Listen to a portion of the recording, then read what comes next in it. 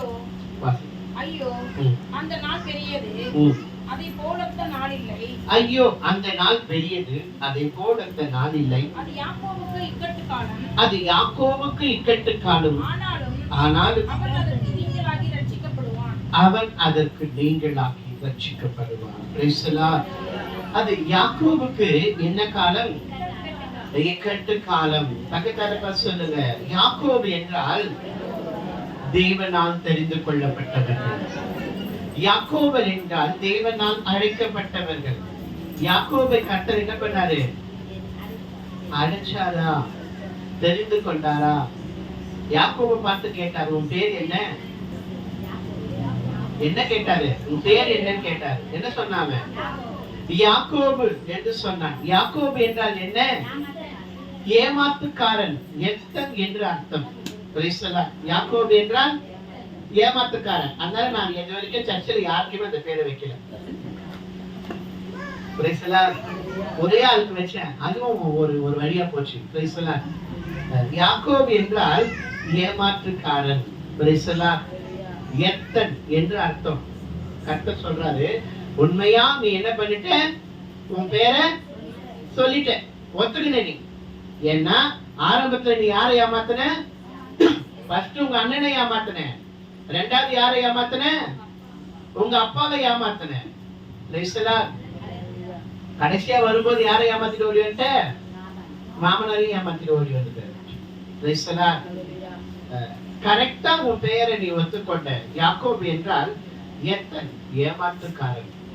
கர்த்தர் சொன்னார், இனி உன் பேர் யாக்கோபு என்று எண்ணப்படாமல் இஸ்ரவேல் என்று எண்ணப்படும். என்ன பண்ணாரு?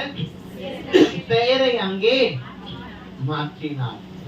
பக்கத்தாரமா சொல்லுங்க, பெயரை மாத்தினா கூட பெயர் மாற மாட்டாங்க. ஞானஸ்தானம் கொடுக்கும்போது என்ன மாத்திரம்? பெயரை மாத்திரம். ஆனா பெயர்ல ஒண்ணும் கிடையாது.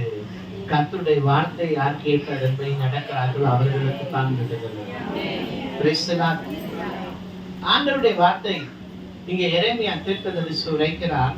அது யாக்கோபுக்கு இக்கட்டு காலம், ஆனாலும் அதற்கு நீங்களாக்கி அவன் ரட்சிக்கப்படுவான். யாக்கோபு என்றால் அழைக்கப்பட்டவர்கள், யாக்கோபு என்றால் தெரிந்து கொள்ளப்பட்டவர்கள், யாக்கோபு என்றால் சிறு பொருந்தும்படி கர்த்தர் நம்மை அழைத்தவர் என்ற அர்த்தம்.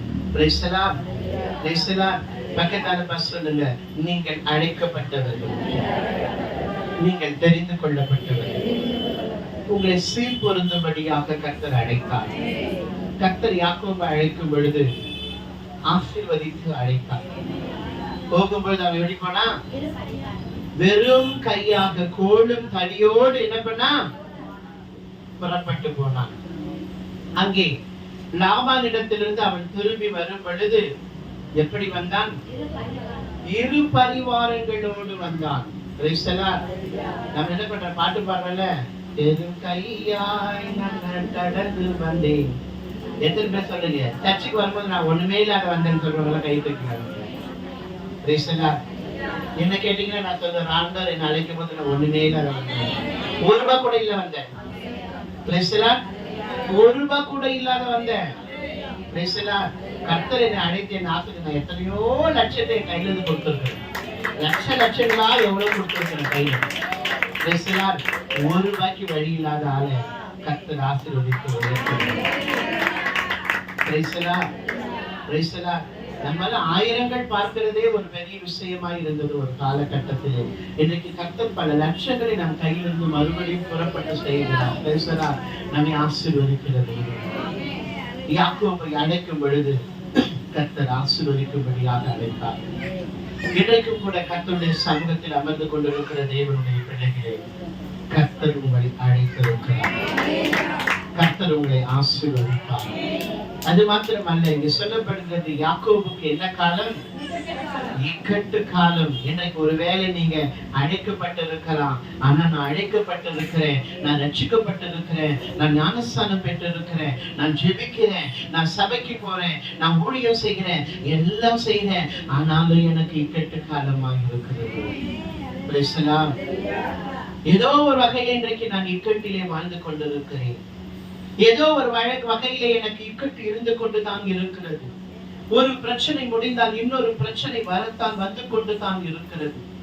ஒரு இக்கட்டு முடிந்தால் இன்னொரு இக்கட்டு எனக்கு வந்து கொண்டு தான் இருக்கிறது. இப்படியாக உன் குடும்பத்திலே பல இக்கட்டு காலத்திலே இக்கட்டு ஒரு சூழ்நிலையிலே நீ இன்றைக்கு வாழ்ந்து கொண்டிருக்கலாம்.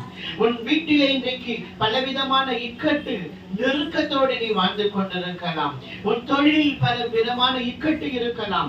உன்னுடைய ஆசீர்வாதத்திலே பலவிதமான இக்கட்டு காணப்படலாம். உன் வியாபாரத்திலே பலவிதமான இக்கட்டு காணப்படலாம். ஆனாலும் கர்த்தருடைய வார்த்தை சொல்லுகிறது, யாக்கோபுக்கு அது இக்கட்டு காலம்தான், ஆனால் அதிலிருந்து நான் அவனுக்கு விடுதலையை கொடுப்பேன்.